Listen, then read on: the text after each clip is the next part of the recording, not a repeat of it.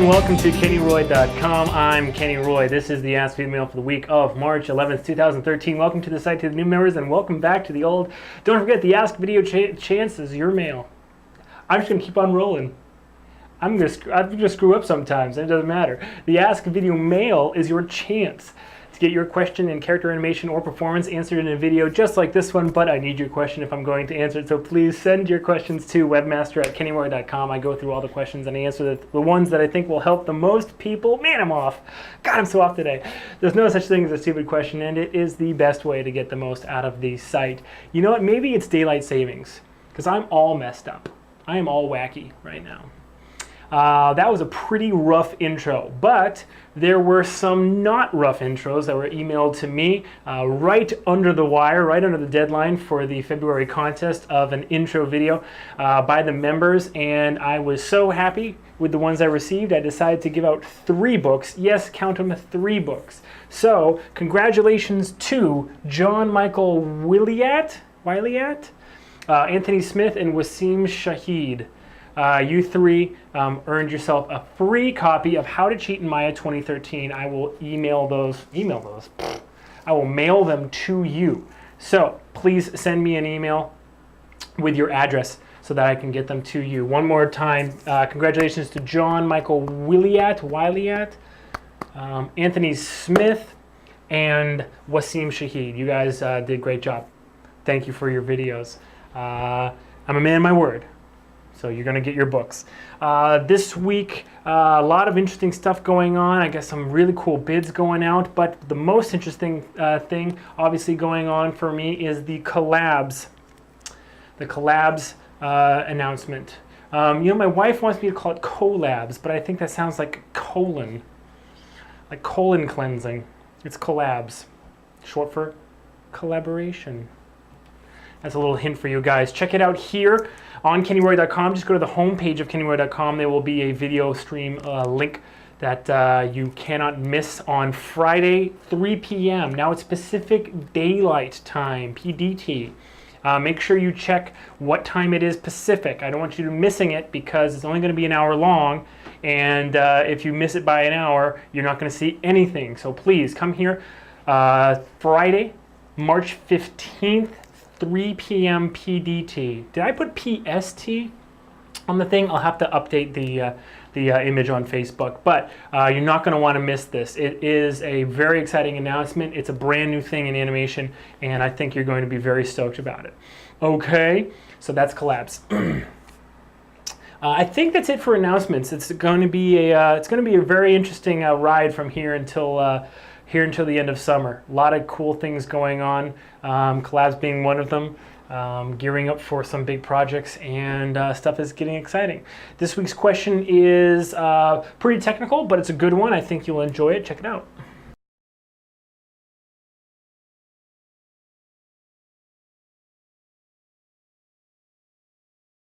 Cool question, right? So I've been asked this a few times, and I did answer. It was kind of a well, the very first time I answered, it was a long time ago. It was end of 2010, maybe beginning of 2011. And there's a brand new tool in Maya that I wanted to show off, so you could kind of get a little bit of an extra edge on this question, on this issue, rather. Maya is very, very, very powerful, and who would have thought that at this point we'd get such amazing tools to do stuff with slow motion. I certainly would not have predicted that these tools would get this far, but here we are, and they're amazing, and so let's take advantage of them, right? Let's not let them go to waste. So the tool I'm going to show you is called Scene Time Warp, and it is a way to actually play with the speed of your scene. It actually is a time warp channel on your scene, which is pretty incredible. The way it works is it uses an animation curve to basically have a value that is assigned to a time. It is assigned to a frame, and then however many frames you put in between that and the next frame, it'll insert those frames. So for instance, if you have a 100 frame scene and you create a time warp. And you put a key on frame 20, and add that key's value is 20. It's going to say, okay, on frame 20, it's going to use whatever animation is on frame 20. Then you put a key on frame 30, all right? But you say the value is only 21. What it's going to do is it's going to slow the scene down so that everything that happens between frame 20 and 21 is stretched out from 20 to frame 30. Okay, so it's very, very simple. It requires a little bit of math. If you have a calculator, it's easier to calculate how things are going on, but it's very easy to use. So I'm going to show you how to use that. And this goes hand in hand with how I answered the question, which was normally you will end up, if you're trying to animate something just in slow motion, normally you'll end up doing just a little bit, you'll overdo a lot of things, I would say, with kind of like the weight and the floatiness and all that stuff. We have it's like built into us to know like where, like if something is in the air, exactly where it's going to land. Like we have like a trajectory calculating processor in our brain that is amazing, okay? So because this is built in, to do it slowly, you would think it might be an intuitive process, but it really is not, or at least it's not. You can't rely on those math code processors that are running in the background in your brain. So I feel it's a better idea to animate it quickly and then scale it. Now you could scale the keys. Maya has really good time warp, really good retiming tools. Now you have the retiming tool, which has like basically retiming handles that you can scale. You have the region tool, which I really like because it it makes it so that you can actually move keys around and actually scale them according to a certain point. I always found the scale tool very, very, very cumbersome in Maya. But the region tool, so nice. And then also you have the lattice tool, which is kind of a little lame.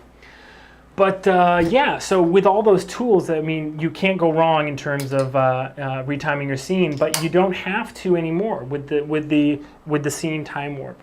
So let's jump into Maya real quick, and I'll show you exactly how to use it. Okay. All right, so here we have a scene. So I just basically did a bouncing ball. Here's my bouncing ball. Okay. Let me just make sure.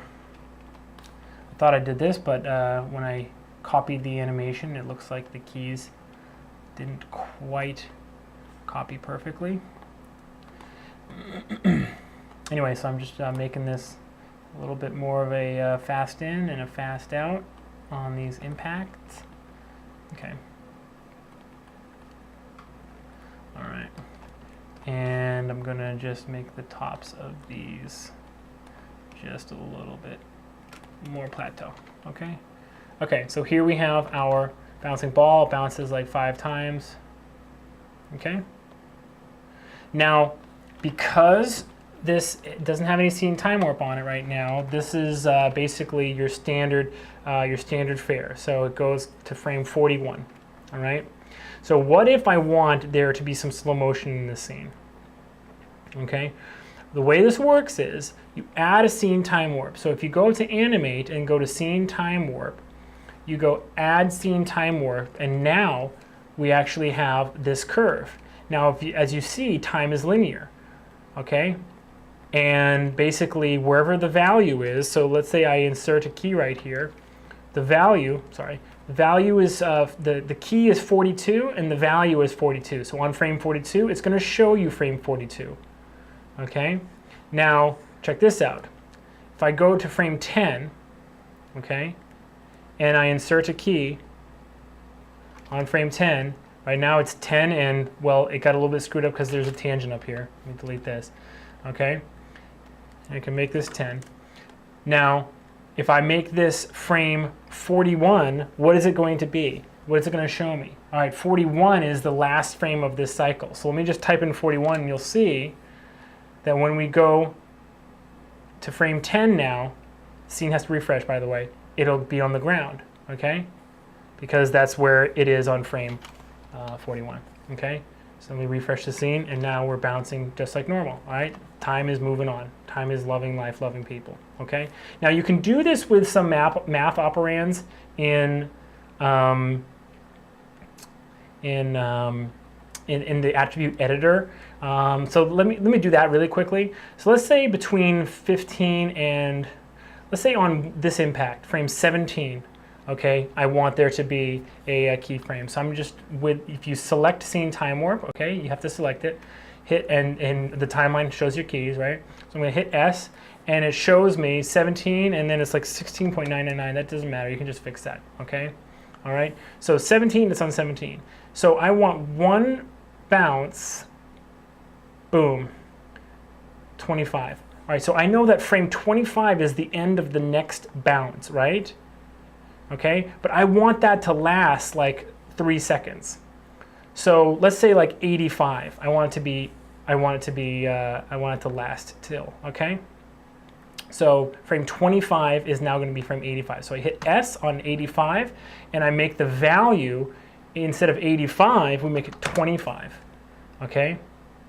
All right, and then from 85, from 25, how many more frames are there until 41? Anybody know? Anybody know? It's 16, right? So we add 16 to 85, and that would be 91, 101, 101, and then we make this frame 41. All right, so the rest of the animation plays out like normal, okay? So let's rewind and play this. We should get one bounce, we should get 2 bounces, boing, boing, and then it should take almost 4 seconds to do the next bounce, and then it should finish like normal. Here we go. Boing, boing, boom, boom, boom, boom. Okay, now it didn't look quite right because our tangent type was flatted, so it's going to do some weird stuff. If you type in linear, you'll get actually the results you're looking for. Boing, bounce, there we go, up and down, bounce, bounce. Okay, one more time. Bounce, bounce, bounce, bounce, bounce. Okay, you see that? Now if you select the ball and you go into the graph editor, it still has the normal curves that you created on it. The curves are still the same. Everything looks exactly like you created it. It's just that because there is, if I select the scene time warp, you can see that as time goes by, the animation goes really, really slowly. So the way you look at the scene time warp is basically the flatter the tangent, the flatter the slope is, the more slow motion something is. Okay? Now, the pre-infinity and post-infinity, so if you view infinity on this curve, the pre-infinity and the post-infinity will show you exactly how time is going on after these, after these tangents are finished, right? So I could insert a key right here, and since the infinity type is set as linear, it won't make a difference. I just deleted that last key. As long as time is going on linear and is at a slope of 1 to 1, I should be fine. Okay? Okay. You can even reverse time. So check this out. I'm going to insert a key right here, all right, and then right here, and I'm actually going to have it reverse a little bit. Okay? So watch what happens now. It should bounce, bounce up, and then reverse, and then come back, bounce, bounce. You see that?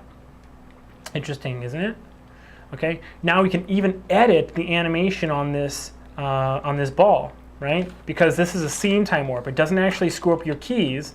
It actually only, well, screws up. It actually, where'd that ball go? Oh, I deleted it. I'm sorry. It actually only screws up the time as time literally goes by. So now we can see actually even more clearly if we go like this. If by frame 41 we have it go all the way over here, now we'll be able to see that time reversing. Watch. So it goes, and then it goes, and then it reverses, and then it continues. You see that? it slows down, reverses, and then goes forward. You see that? So you can do all sorts of awesome time warp effects. You could have two characters fighting, and you could have them basically, jump up in the air, and he punches them, and you go, whoop, whoop, and then go through. Something awesome like that, where you're playing with time and literally back and forth and back and forth. So you can do some really awesome things with Maya now that the same time warp has been built in there. So kind of to answer the question, I mean, it's sort of along the same lines as when I answered it before, but I think when I answered before, we were only on Maya 2010, and this was not in there. It's a very interesting tool.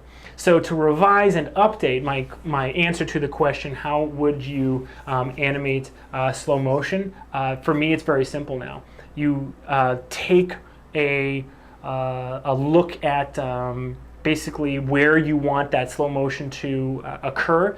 You animate it like normal. You animate it, as high fidelity as you can.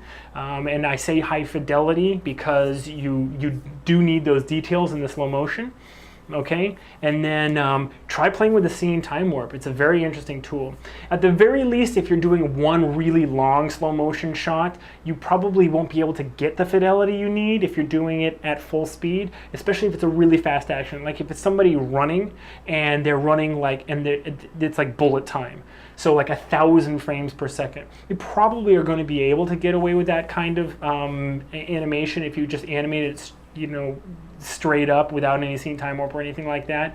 But for things that are just like a little bit like half speed or quarter speed, especially if you want to do some awesome effects like playing with time back and forth or slowing it down and speeding it up, anything you want to do is possible with the scene time warp. I hope I showed it off in a way that you understand. If you don't understand how I worked it, ask around in the forums. Go into the forums. There's a link below all the videos to dive into the forums and just ask around. I really like it when I see a lot of activity in the forums. I think it's great. If you haven't noticed, there is a pay-per-view link. There is now a streaming digital purchase that you can make to watch any Ask Videomail and lecture for one day. So it's cheaper than going into the store and buying it. Plus, the Ask Videomails have been separated all individually, meaning you don't have to buy them in a pack. You can just watch them, and it's super, super cheap for members. I wanted to make it this way so it would be very inexpensive for you to go back and catch up on all the Videomails that you've missed in the past. Dive in there, check it out, use the search box and look for Videomails that are interesting to you, and check out the pay-per-view link. If you're having video problems, just let me know and I'll try to fix it for you, okay? This was a great question. Please send in more questions to webmaster@kennyroy.com. Don't forget, I love to get your Maya files. If you send me your Maya file, if you're stuck, even if you don't know what's going wrong. I just helped somebody on Facebook who had a UV texturing problem. I don't know.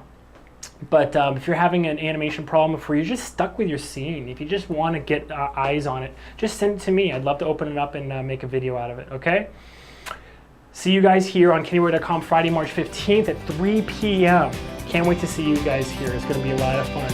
Good luck with your animation, and as always, rock on.